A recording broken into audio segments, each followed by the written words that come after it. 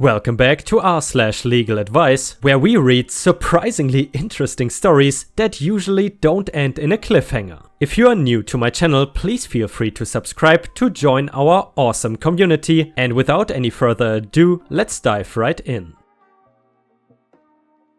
And the first one is titled, Neighbor Demanding Payment and Threatening to Sue Me for Package. Throwaway account obviously, based on name, but needing advice and to know where I stand legally. I am new to the UK from the US, so this whole package accepting thing for neighbors is strange to me, but against my better judgment in trying to be nice, I accepted a package 2 weeks ago for a neighbor a few houses down. No one came to collect it for 4 days and I knocked and tried to get it to them repeatedly. The package was only addressed to a last name and the shipping address. On the 5th day, a woman showed up with the slip. I checked that DPD left and collected the package and I thought nothing of it. However, almost 3 days after the woman collected it, a man showed up demanding the package. I told him I gave it to the woman who knew the name on the package and had the slip. He claims that the package was delayed arriving and he went out of town on business and authorized no one to collect the package, and that I am now liable for the cost of this package.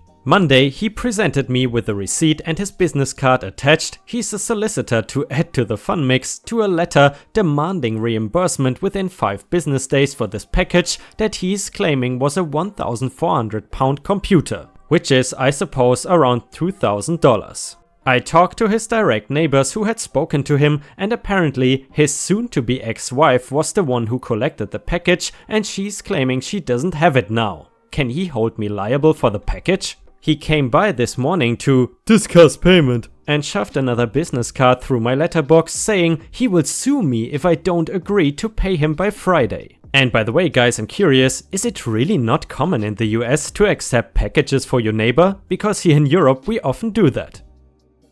And now the update to the neighbor's story. So I thought I would give an update since I've gotten some messages. Last week I contacted the SRA and they told me that although it was distasteful, it is not within their ethical guidelines and it is not criminal, but if I was concerned I should speak to a solicitor or a legal clinic. I decided to let it go and wait and see what happens and not contact his employer because it would probably make things worse, and Friday came and went with no contact, so I assumed he had decided not to pursue anything. Well, Saturday morning I am in the shower and I hear my sister arguing with someone at the front door, and it is him. I am going to refer to him as AH from here on out, and AH is telling her he's going to sue me, that he has statements from the neighbors in between our house and his who say they saw me accept the package, which is a total lie because they were not home. I got a video recording of him hollering and telling me about the big fancy firm he worked for and how he was going to sue me and get my visa revoked, etc. So I told him to go ahead and sue me and we can go to court, but in the meantime get off my lawn. I also spoke to another neighbor who said further down the street is another American who is a law student and maybe she could help. So I talked to her and she watched the video and she said to call the firm and tell them I'm holding them liable since he's using their name to essentially extort me and have a few key phrases and sentences to use.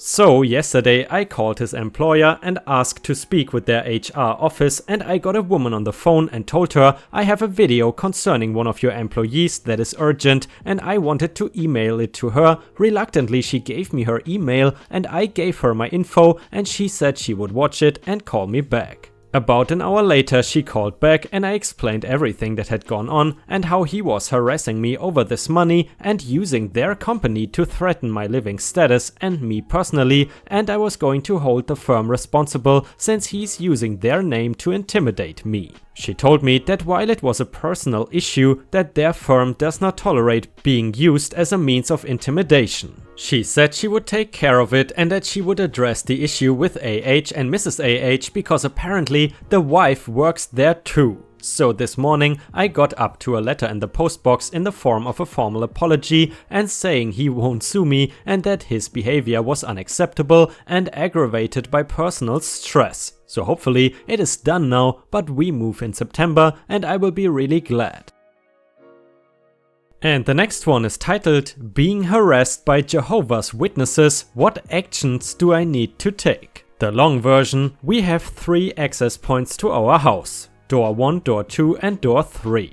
We have no access to answering door number 2, we don't use it as an entrance point, so always have a vacuum and a pram placed in front of it. So, if someone knocks, we have to walk outside from door number 1 and do the whole, "Hi, we don't use that door" thing. Door number 3 is a set of glass patio doors. This is relevant for later. 4 months ago, Jehovah's Witnesses knocked on door number 2. I walked around to the side to see who it was and was ambushed into a conversation by Brenda, and it became very obviously immediately that she is a JW. I was 9 months pregnant at that point, and Brenda asked me a lot of questions about my maternity leave and my husband's schedule. I thought the questions were innocent enough and answered them. Since then, every week she has been back, sometimes 2 or 3 times a week, but always at least once. She always brings a different person with her. I have asked her several times to stop coming back and to leave me alone. I feel like I've been targeted because she knows I am at home alone and therefore vulnerable. I constantly have my blinds drawn and I am afraid to answer the door. She has tried several times to enter my home and I have always shut the door in time. I have not answered the door in weeks. My husband is furious about the situation, but he's never home when they knock.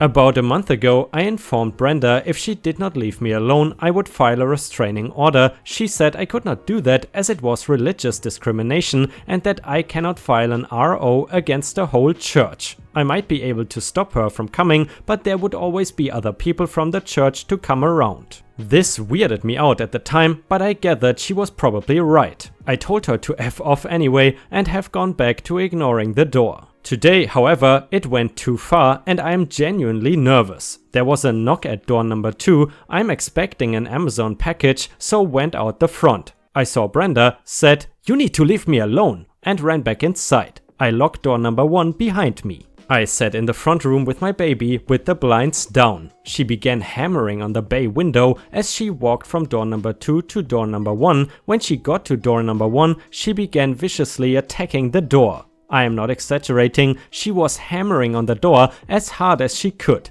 I stood in the doorframe to the living room and watched the door handle going up and down as she tried to enter. I stayed silent. The person she had brought with her was stood at door number 2. I could see the silhouette through the frosted glass. They did not move from door number 2 the entire time. After 3 or 4 minutes of her trying to open door number 1, she walked around the side, again hammering on the bay window. I stood still for about a minute in the doorframe. I was about to turn around, but then I saw Brenda stood at door number 3. From where I was stood, I could see out to door number 3, but someone stood at door number 3 would have not been able to see me. She was trying to open door number 3 silently. I always keep that door locked, thankfully. After roughly a minute of her trying to get in, she began pounding the glass. This went on for about 10 minutes. I phoned the non-emergency police line and told them I felt like I was being harassed. The woman I spoke to was lovely and told me she could hear the noises through the phone. She said I needed to phone the church they were from, speak to the leader and file a complaint. She advised me to go to the Citizens Advice Bureau and ask for help drafting a legal letter telling them they needed to stop. She told me that if they continued, she had logged the incident and said I needed to phone back and quote that reference number as they would then send police officers to the church to have a word.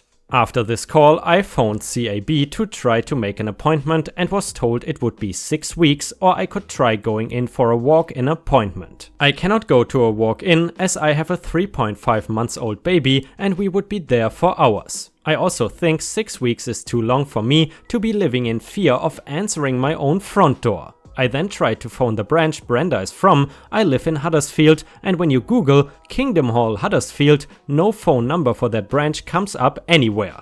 Muirfield and Bryhouse both have numbers though, which I called. Muirfield or Murfield, I'm not sure, went straight to voicemail. Bryhouse answered but would not transfer me to Huddersfield. They transferred me to their service department in London. The operator refused to give me the phone number for the Huddersfield branch. He said he could take my name and number and they could call me back. I refused to give my number and said I urgently needed to speak to the Huddersfield branch leader. He asked why, and I took a leap of faith and told him the truth. He told me that he could not give me the number, but he could take my name and number.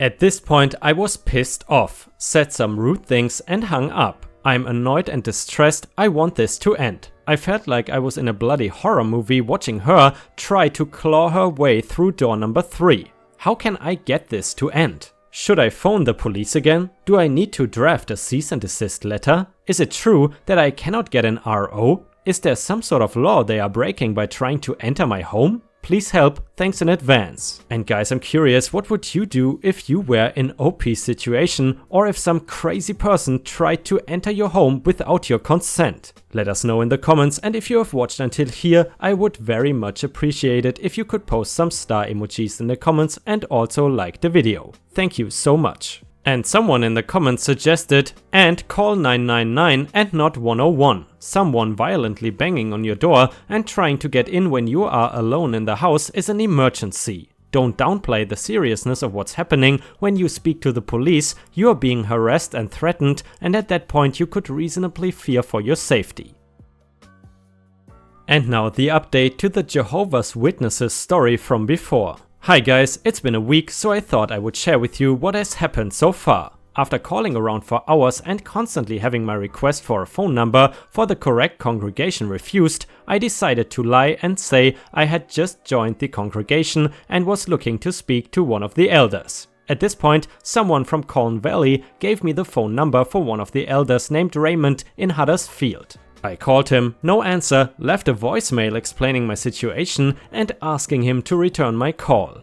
After a few missed calls back and forth between us, I sent Raymond a text saying this. Hey Raymond, this is Lower Chelsea from address. Unfortunately, we seem to keep missing each other's calls. I would like to be placed on a do not contact list if you have one, as I've been visited weekly for over 4 months after making it clear I am not interested. I'm a new mom on maternity leave and I am starting to feel harassed because I am home alone. After Friday's events, when the door handle was tried after I did not open the door, I contacted the police and now I have an incident number to call if anyone returns to my house. I've been assured that any future visits will culminate in police involvement. I'm very sad it has come to this, as I've always been on very friendly terms with the Jehovah's Witnesses in my community. However, after my door handles were tried, I have to take into consideration the safety of my baby. For the first time, I was genuinely concerned and deeply upset. Thank you for understanding.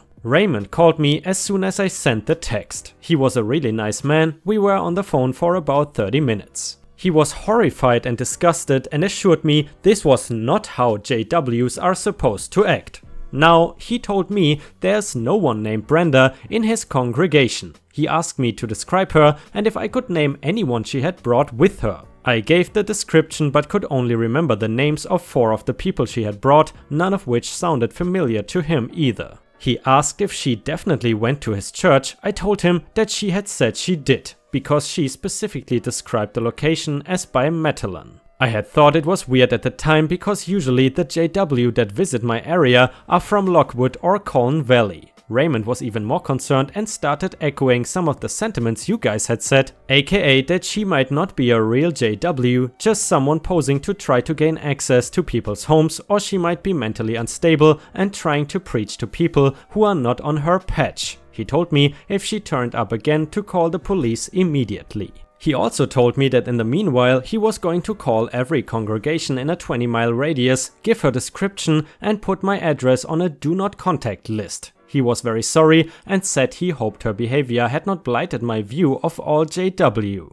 I explained it hadn't. He said he would call me if he got any updates. Well, it's been a week now and I've heard nothing from him, but I've also heard nothing from Brenda. Usually, she visits about 3 times in an 8-day period and she always turns up on a Wednesday, but nothing this week. Today was the first day I had my living room blinds open in 4 months. It was lovely, although it really showed all the areas I need to deep clean. Oops.